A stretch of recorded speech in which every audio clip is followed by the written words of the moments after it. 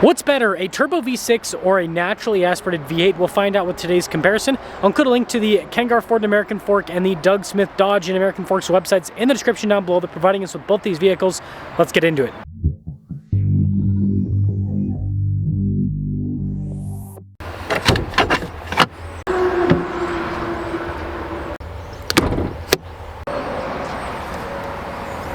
Ford's powered by a turbo 3-liter V6 that goes through a 10-speed automatic. Fuel economy is 18 around 10, 25 on the highway, with power outputs being 400 horsepower and then 415 pound-feet of torque. The Dodge's naturally aspirated 5.7-liter V8 goes through an 8-speed. Fuel economy is 14 around town, 21 on the highway, with power outputs being about 360 horsepower and then 390 pound-feet of torque. Good old hood strut on the Dodge. Over $60,000 and I still got it. Oh my gosh. If you're able to, I'd really appreciate it if you'd subscribe. It really helps out the channel. When it comes to design, you can see the grille's all blacked out with the Ford. You got the fog lights on the lower section, and the headlights, they're not too crazy with the design, but you do have some fancy LED action. Of course, the giant ST badge. And with the Dodge, I'd say it's a bit more rounded off in terms of design, but you've got a lot of venting. I mean, hood vent, you can see the whole front end is just massive and open. It's very aggressive looking. 265 by 50 by 20 is the tire wheel setup with the Dodge. You've got metallic gray for the wheels. And then here's your side profile. You can see that most of the aggression is kind of the front end. The rest of it's kind of rounded off, almost minivan-like in a way.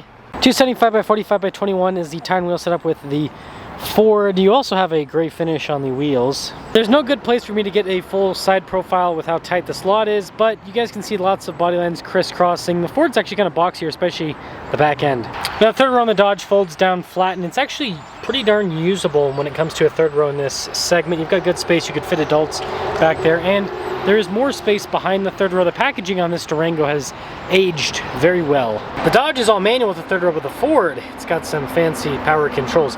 Now, just like the Dodge, it folds down flat. The third row has decent room. The one downside is the load floor is high for the Ford in the third row, so your legs get pushed up a bit. But anyways, behind the third row, good space. The Durango was kind of like the OG with a light bar, and so yeah, it doesn't look too out of place in today's world.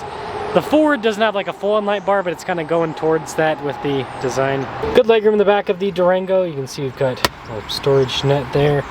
Vents in the back, heated seats, USB ports. We have our own climate zone here in the rear. This fancy soft headliner. You got vents up top too. When it comes to the seats, you can see you've got that nice perforated trim down the center of the Durango, and then there's even forged carbon there on the door panel as well. Good space in the Ford, good knee height and everything. Just like the Dodge, a little storage pocket. Again, on climate zone, heated seats, some USB port action. This one actually has captain chairs in the back. You can see it's like a perforated Alcantara there. And then you do have some red stitching there on the door panel as well. A little bit sportier with the theme. No fancy headliner, but it does have a huge sunroof.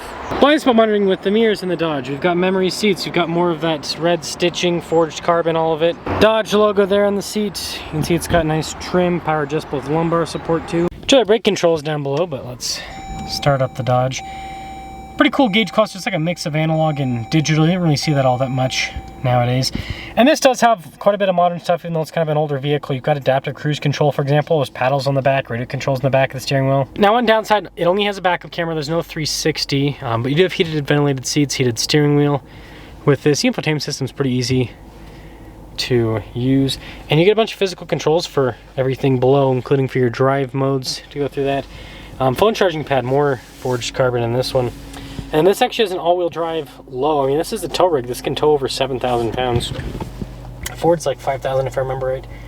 Anyways, 12 volt, got nice trim on the top, and then just a regular center, not a panoramic like the Ford. Feature-wise, the Ford's pretty much the same. Blind spot monitoring, you've got memory seats, then of course, red stitching in the door panel. Nice perforated seats. They have a massage function, and then they have lumbar support, power adjustments, just like the Dodge. Yeah, and this one's full digital with the gauge cluster, so quite a bit different. The steering wheel is definitely sportier with kind of thick trim here. You got some nice stitching with that as well. And then unlike the Dodge, you do have a 360 camera and a much more kind of modern take on things. So like everything's in the screen. The climate controls, the heated cooled seat function, all of it, the massage function, it's built into the screen. They do give you a few physical controls, but not a lot, just some basic shortcuts. It's a phone charging pad, got a little storage under there, some cup holders, dial shifter, parking brake, drive mode select, center console, USB port. Nice trim on the top. Like I said before, panoramic sunroof. Now the Durango stickers for about $53,000. Dodge is cheap selling the V8. This is a GT instead of an RT now, and so yeah, they're going cheap on it. Now with the Explorer, this one stickers for $66,000, but it has the stupid black painted roof, which is almost $5,000 as an option. If you get rid of that, the MSRP would be closer to $62,000. So still more expensive than the Durango either way you look at it. Let's drive them. So let's start off in the Ford first with our $5,000 painted black roof. Like, that's the most ridiculous thing I've ever seen. I mean, just to give you an idea of how expensive that is as an option. Land Rover offers factory paint protection film on some of the cars, like the Defender. So you can get the car wrapped in a satin, well, they call it matte, but it's really satin. Anyways, satin paint protection film from the factory for like $5 grand. So you can paint the roof on your Ford black, or you can get most of a car wrapped in satin PPF, which is expensive stuff to do. The material's not cheap anymore, and the labor is definitely not cheap. It's just crazy. Don't offer it as an option if it's that expensive. Just, there's no point. But they want to go along with the black roof fad that everyone's doing, and it's like, well, it looks like it's not really worth it. I wonder if this is gonna be a collectible down the road. Oh, this is the Explorer ST with the black roof. It was a $5,000 option brand new, so now it's worth way more money. Now this has double pane windows up front. The power delivery's great. You don't hear too much. I mean, you hear a little bit from the engine, but not too much. Again, turbo's gonna muffle it a bit, and then having the double pane windows up front's gonna decrease the noise that you hear coming through as well.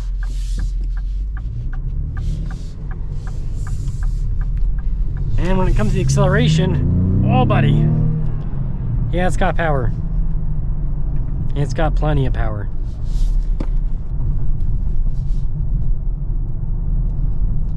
And it's smooth too. This V6 is very smooth. Be interesting to see if it's comparable to the V8 in terms of smoothness, but I think it's really good.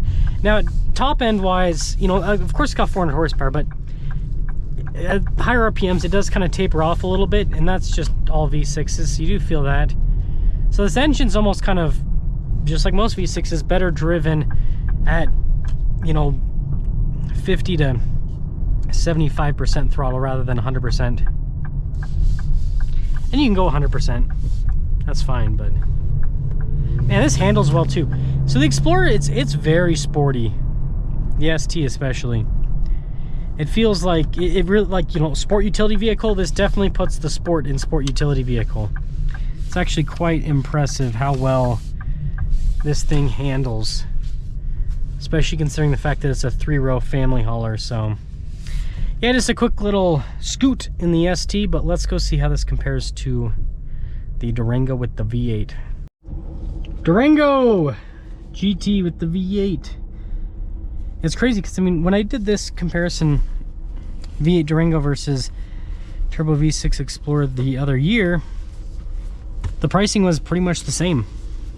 Because it was an RT Durango and it was an ST Explorer, but now, because Dodge has moved everything down line, the engines, now the pricing's not the same, because this is the same as an RT. It's got the forged carbon, it's got the heated and ventilated seats, it's got the V8.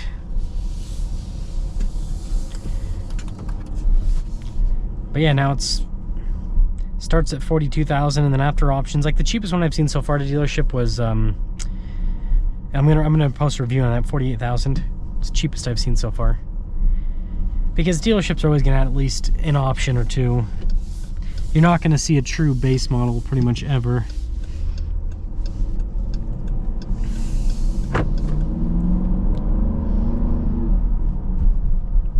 Smooth. So it doesn't have as much torque as the Ford, but it's actually not a huge difference, right? 390-ish versus 415. But it still has plenty of torque. Seats are comfortable. I think the Ford seats are a little bit more comfortable though. So that's a benefit to the Ford. Both of them have nice steering wheels. They did a good. Both of them did a good job with the kind of sporty design that they're going for. Yeah, it is smooth. I like the sound of it too. Yeah, this is definitely smoother than the V6 and the Ford. And see, because it's a naturally aspirated V8, it has power all the way up to the top. You don't have that tapering off that you get with turbo engines, especially turbo V6s. It just keeps pulling all the way to redline. So you got to rev it out a bit more for the power, but it doesn't feel bad. It sounds good too. Certainly sounds good.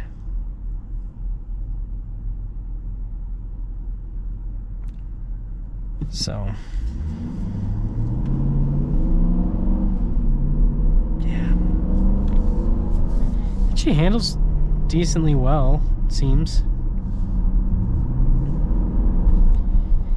Yeah, see, that's the one thing about V8s is it's not like massive gear hunting, but you do get a little bit of more gear shifts because it's got to go higher up in the RPMs to get the torque, versus the V6 can get the torque down low.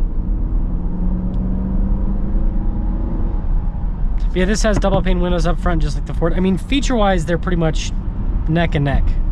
The Ford has a couple more things like the panoramic sunroof and the 360 camera that this doesn't have. So